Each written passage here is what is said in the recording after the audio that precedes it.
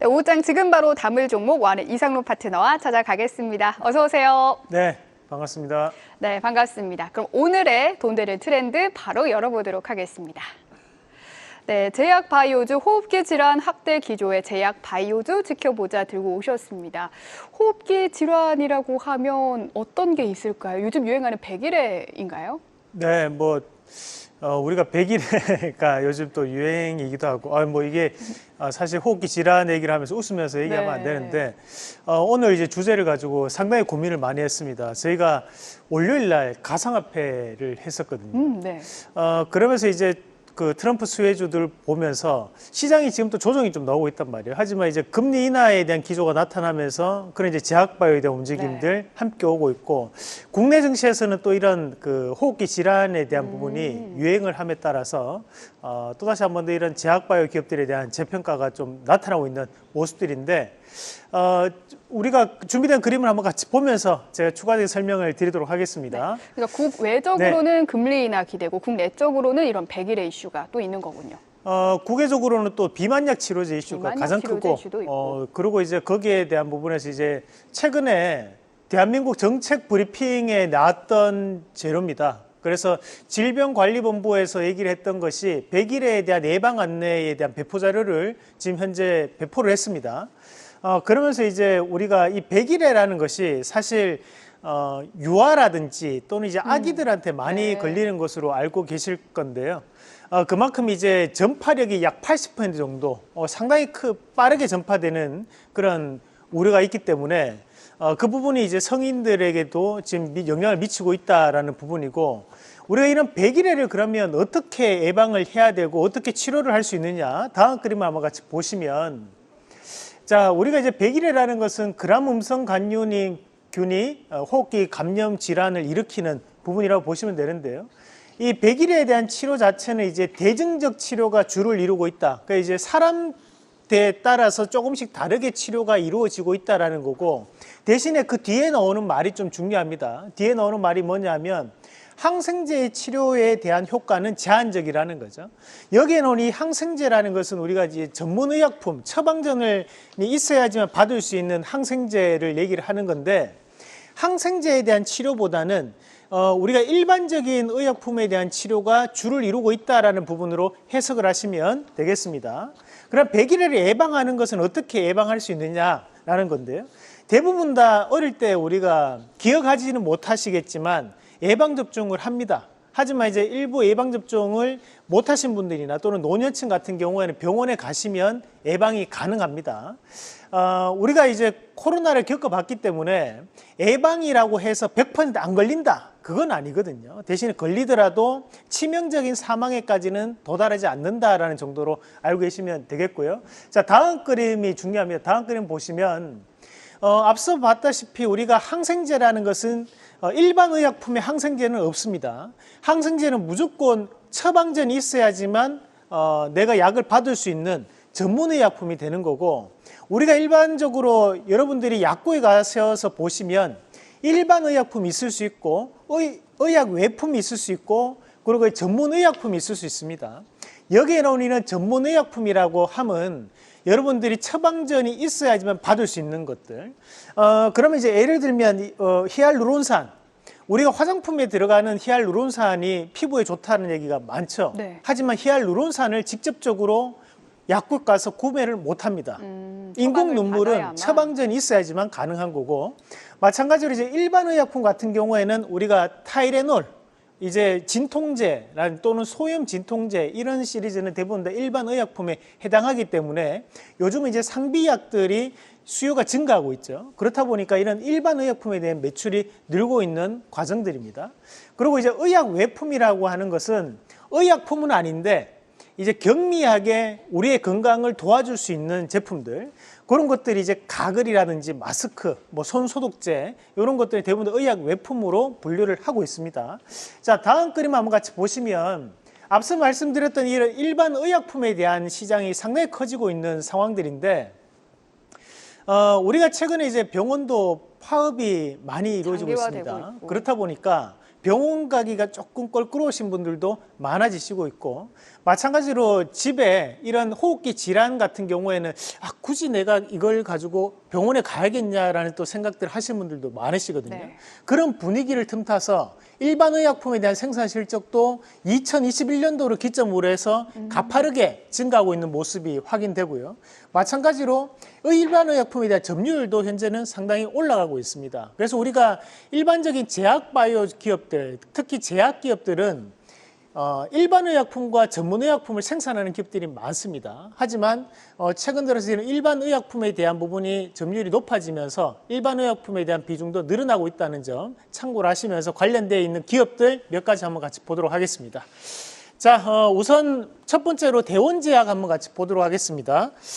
이 대원제약 같은 경우에는 우리가 작년에 상당히 이슈가 됐던 것 중에 한 개가 콜데원 퀴즈 1이라는 어떻게 보면 이제 해열 진통제가 있었습니다. 뭐 성인들은 타이레놀 한 개만 뭐 끝난다 이렇게 생각하실 수 있는데 어린애들은 이제 캐릭터도 좀 이쁘게 그려져 있고 그리고 해열 작용을 할 수 있는 약이 들어가 있는 이런 콜데온 퀴즈원을 생산하고 있는 기업이 바로 이 대원제약이라고 보시면 되고요. 사실 이 대원제약 같은 경우에는 작년에 기업 승계 과정이 이루어졌었습니다. 그렇다 보니까 주가가 한번 크게 빠졌던 부분이 존재를 했고, 다만 최근 들어 다시 한번 더 강하게 돌파가 이루어지는 모습들인데, 자, 52주 동안에 대한 주가 추이 한번 같이 보도록 하겠습니다. 자, 52주 동안에 대한 주가 추이를 보면 작년 2023년도 7월 달에 한번 주가 크게 오른 적이 있었습니다. 그때가 이제 18,400원대였고, 최근에 다시 한 번 더 7월 17일 오늘 다시 급등이 나타나고 있는데, 현재 시장에서 이슈가 되고 있는 부분은 비만약 치료제 이슈가 되고 있습니다. 하지만 그 내면에는 오늘 여러분들이 방송에서 확인하셨다시피 이런 일반 의약품에 대한 비중이 늘어나고 있는 상황이다 보니까 이런 대원제약에 대한 재평가도 좀 더 이루어지지 않을까. 자, 거래대금까지도 한번 체크해 보도록 하겠습니다. 자, 거래대금을 보시면 갑작스럽게 거래대금이 크게 증가하는 모습이 나타나고 있습니다. 그런데 앞서서 봤다시피 우리가 현재 이 17,000원짜리는 작년의 고점 자리이기 때문에 오늘에 대한 거래대금은 한편으로는 이익 실현 물량이라고 볼 수 있지만 다른 한편으로는 손바뀜에 대한 물량이라고도 해석할 수 있거든요.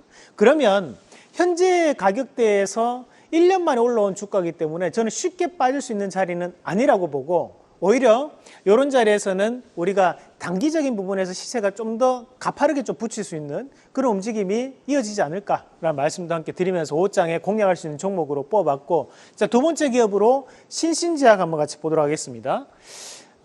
우리가 이 신신제약 같은 경우에는 우리가 이제 우리 부모님 세대 분들이 많이 또 이용하실 수 있는 이 첩부제, 첩부제라고 하면 조금 어려운다는데 우리가 이제 파스 종류를 생산하는 기업이 바로 이 신신제약입니다. 우리가 이 파스라는 것이 보면 소염 진통제에 대한 역할을 하거든요. 그 염증을 완화시켜주고 통증도 완화시켜주는 역할을 하는 것을 우리 소염 진통제라고 하는데, 붙이는 시장에서 강세를 보이는 것이 바로 이 신신제약이죠. 그래서 우리가 신신파스, RX 시리즈가 가장 많이 나가는 구간이라고 보시면 되고요. 보면 이제 전일 한번 급등 양상이 나타났고 오늘 급등 이후에 조금 쉬어가는 과정들인데, 자, 이 신신제약 같은 경우에도 보면 이제 정배열 초입에서 이제 조금 시세가 벌어지는 과정들이에요. 하지만 최근에 이런 제약 업종에 대한 전반적인 재평가가 드러나는 과정임을 감안했을 때 우리가 오늘에 대한 이런 음봉에 대한 캔들이 나쁘게만 해석할 수는 없다. 저는 그렇게 보고 오히려 이제 이평선을 조금 더 좁히는 움직임이 나타난다면 충분히 이 시세를 붙여서 정별로 계속 넘어갈 수 있는 자리라는 말씀까지 함께 드리겠습니다. 네. 콜데원으로 유명한 대원제약도 신신파스 하니까 생각이 또 나네요. 신신제약까지 제약바이오주 강세 속에 주목해 보시면 좋겠습니다.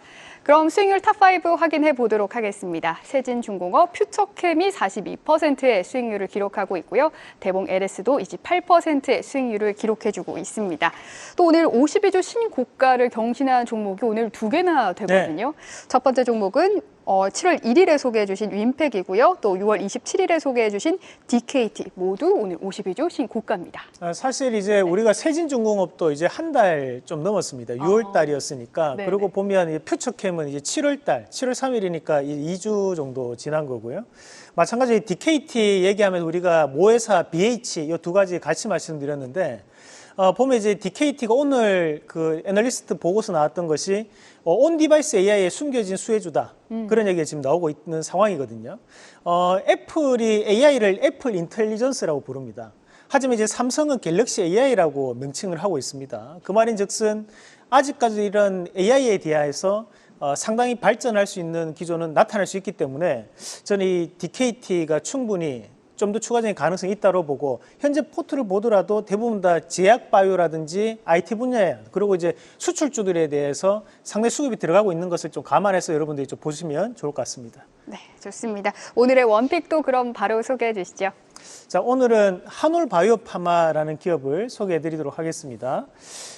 우리가 이제 한올바이오파마 같은 경우에도 우리가 이런 연고제를 또 생산을 하고 있는 기업이거든요. 그렇다 보니까 전문의약품이나 일반의약품에 대한 부분에서도 충분한 이슈가 나올 수 있는 기업이라고 보시면 되겠고, 현재는 이제 큰 기조 안에서 본다면 미국이 금리 인하에 대한 얘기를 계속적으로 하고 있다는 거죠.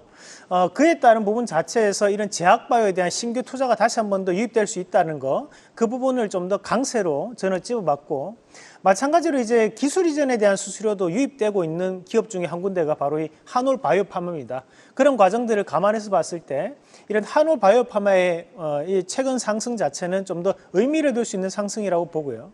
특히 이제 이 한올바이오파마 월봉에서에 대한 움직임을 보면 다시 한 번 더 전고점 부분까지 올라올 수 있는 구간까지 발생을 했거든요.